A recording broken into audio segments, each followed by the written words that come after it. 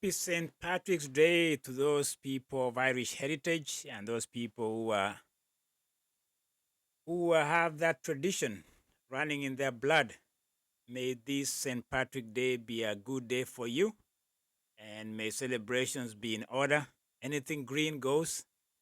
And by the way, I got a drink to toast to St. Patrick's Day. Is Guinness. I think is a traditional Irish drink, and I don't mind partaking it. So cheers and happy St. Patrick's Day to all. Amen.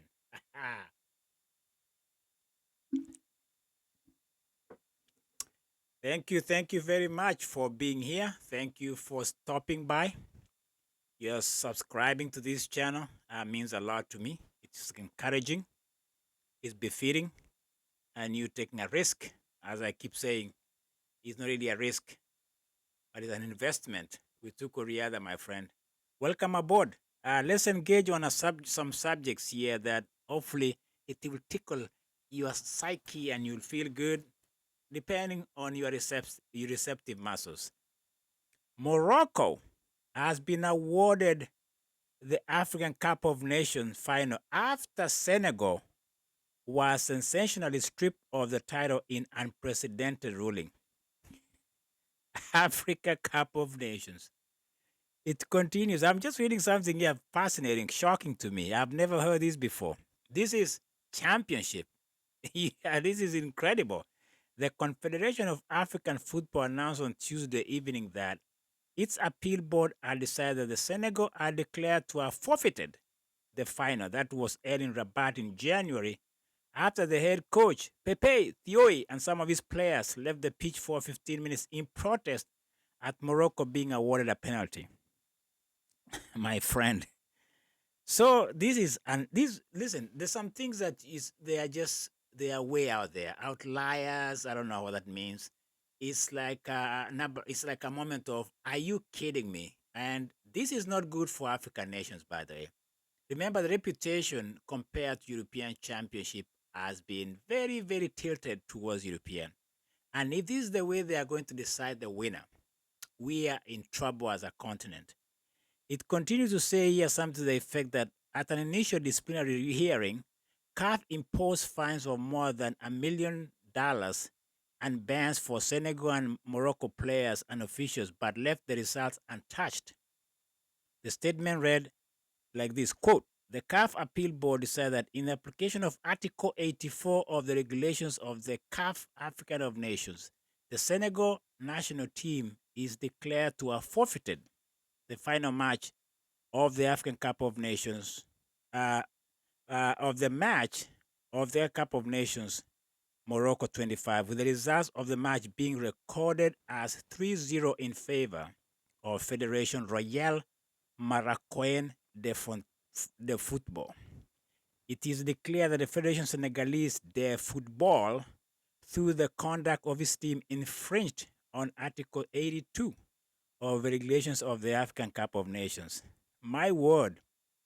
So for me, let me know. Let me give up my comment after reading some few things here. So it continues saying here, Senegal are expected to appeal, of course, against the decision to the Court of Arbitration for Sport.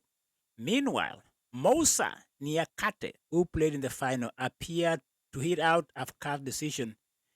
Quote, come and get them, the Lyon defender wrote in an Instagram with a picture of him holding the AFCON trophy. They are crazy. Almost a million supporters lined the streets of Dakar to celebrate Senegal's, and the article continues.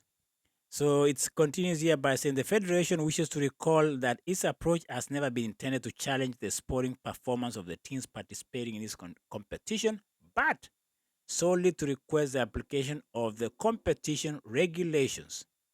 The Federation reaffirmed its commitment to respecting the rules, ensuring clarity in the competition framework, and maintaining stability within African competitions. Blah la la la. My word, this is a new war, by the way. First of all, remember, Morocco has never seen themselves as Africans. I mean, there's this ongoing fans fighting fans, Moroccans feeling they are Europeans, they are Arab. It's the same thing with Egypt. The northern countries never really feel the Africans. It's a strange phenomenon. They might have a point. Some of these boundaries are arbitrary. They were set up by the Scramble for Africa back in the days in Belgium. The history of Africa is bizarre, by the way. And now here we have a case of real war on football field. And the courts and the appeal systems and the officials, they've decided to go back to the AC condition rooms and decide who won that championship. Unprecedented. Unprecedented. This is uncharted territory. I've been around. Trust me, I've been around.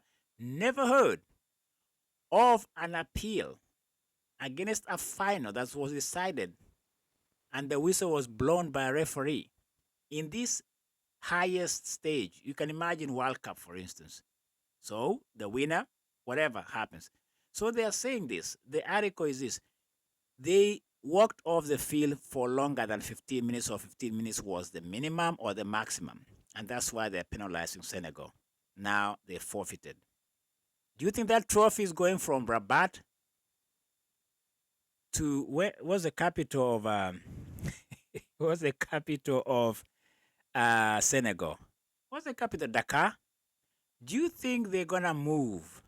Who is gonna be able to go to Senegal and literally take that trophy from where it is back to Morocco? That is worth seeing, my friend. That is worth watching because security.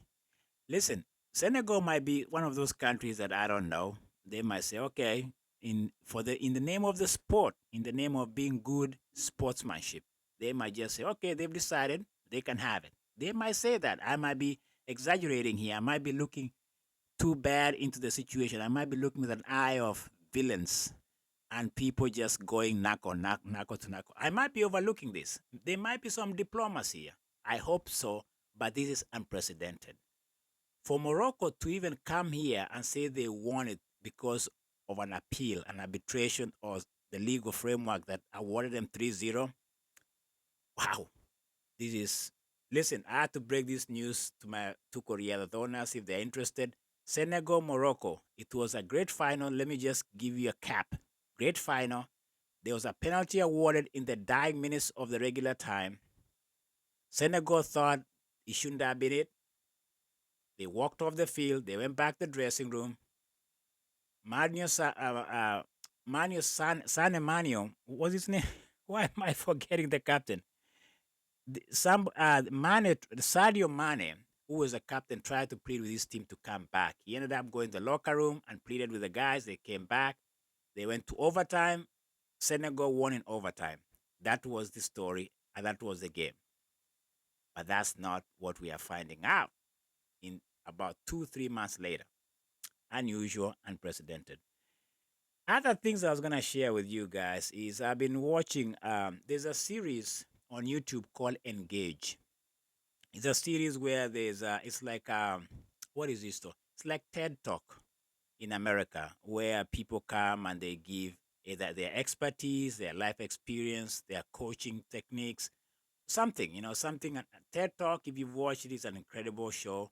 I think they have it on YouTube. And now Engage is a Kenyan, I think, or African.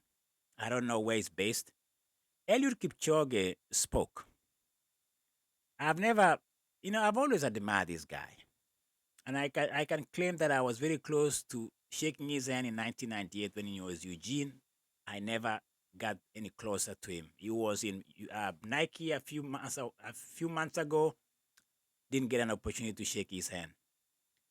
I think he's in the third heaven. Let me tell you why.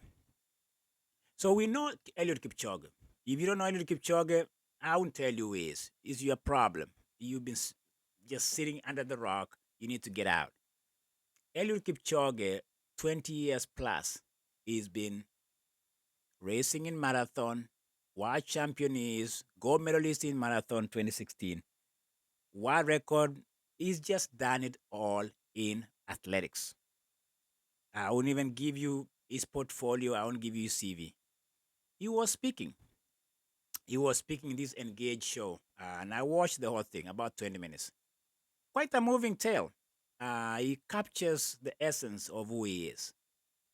And I was moved. I was really moved. I watch things with like I'm trying to really hear the guy, and I listen to him. Of course, I've heard this before. How he was raised by, I don't know why we call it a single mother. He was raised by a woman. That's what he wants us to hear clearly and stay with it. He was raised by a woman. He doesn't mention anything about a father. He was just raised by a woman who was a teacher. You can watch it, by the way. Maybe I'm just summarizing what I've seen or heard. Very touching, very touching. One of the things about Kipchoge that I've come to like is a spiritual man that people don't really appreciate sometimes. He's a philosophical man. He's learned a lot in life through running and marathoning in particular. He spoke about the woman that raised him and the culture that never recognized that he was even worth being mentioned. And I think there's something there he glossed over because he didn't want to rub people the wrong way because he's from the Kalenjin tribe and the cultures and the the dehumanizing cultures whereby because he was raised by a woman, nobody gave him a chance in life, in anything.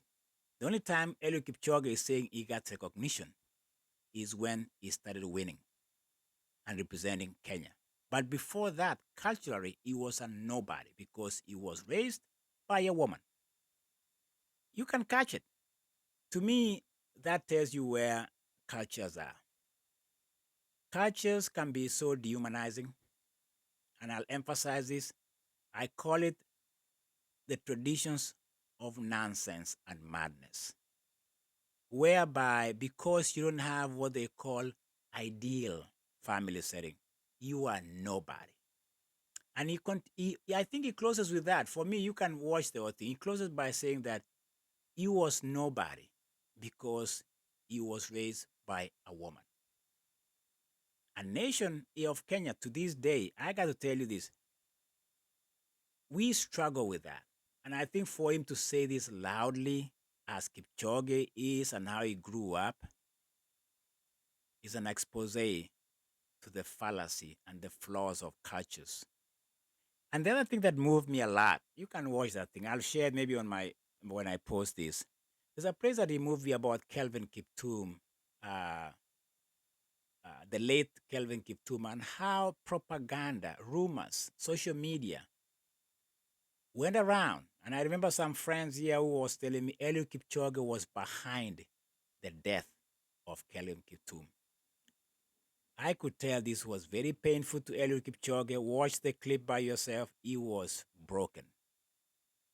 And I tell you, my friend, I tell you what, I was humbled to see a man who has won all those marathons.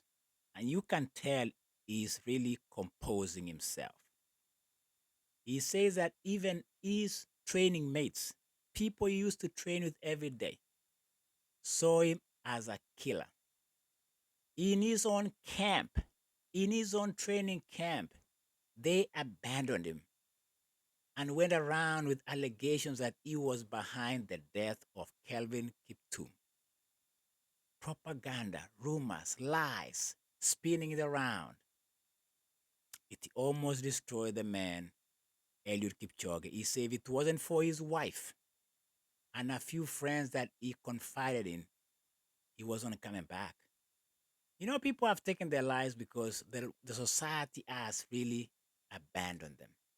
I'm proud of Eliud Kipchoge to hear that. And for people, and I hope this Tukoriada is not a propaganda channel. I don't want to be behind anything that is harmful. If I don't have the facts, I'll abstain. I won't even comment on it. Because think about Kelvin Kiptum. He died in a road accident on the way to Cabernet somewhere.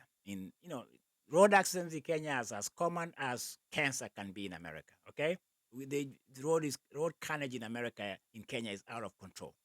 So he died in a road accident. Police have that in their books. For Kenyans and social media fanatics and psychopaths, that wasn't enough. People went around saying he killed him, allegedly killed him because he had broken his world record. Can you believe that? Even to say that gives me chills. It gives me goosebumps. I'm like, how can you even think like that, people? Eliud Kipchoge, watch it, my friend. Engage on YouTube. A moving tale of a man who is touching me, he's touching the world, and he wants to change 3 billion people around the world in running and the message that he has for us. A man whose people, whose community, his own people abandoned him at the time of need and turned against him. I'm not surprised. I'm not surprised that the same people turned against Eliud Kipchoge. I'm very aware of this narrative. I'm very aware of this angle. I've seen it before. It's always lacking in the bushes. My friend, I hope we are better human beings after hearing what Eliud Kipchoge went through. A great man indeed, the GOAT, Eliud Kipchoge, in Tukoriada. I had to give him that. Check it on Engage, my friend. YouTube, Eliud Kipchoge, the tale of his life. A man who was given no chance because he was raised by a woman. Becomes and he has become the GOAT, the greatest athlete of all time, hands down. In fact, he's a fast vote Hall of Famer. Fast vote. Vote. I'm casting my vote. That guy's in. Talk to you later, my friend.